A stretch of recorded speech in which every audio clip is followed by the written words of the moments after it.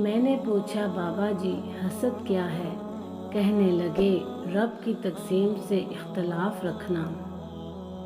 فاتحہ لوگوں کے مرنے پر نہیں، احساس کے مرنے پر پڑھنی چاہیے، کیونکہ لوگ مر جائیں تو صبر آ جاتا ہے، لیکن احساس مر جائے تو معاشرہ مر جاتا ہے۔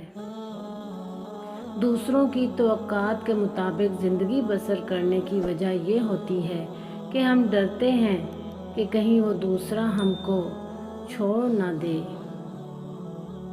نیکیاں کرتے جاؤ اور دریا میں ڈالتے جاؤ۔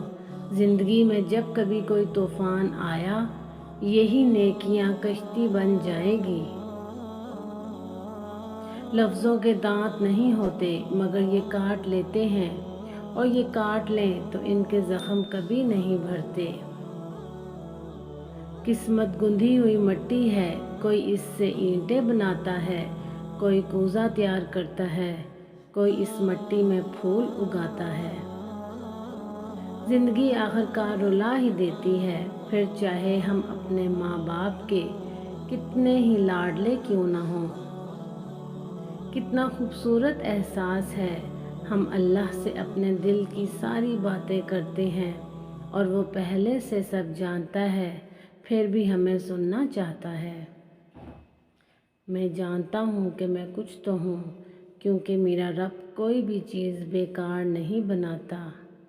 جزاک اللہ ویورز، اگر میری ویڈیو پسند آئی ہو تو اس کو لائک اور شیئر ضرور کیجیے گا، اور میرے چینل کو سبسکرائب ضرور کیجیے گا۔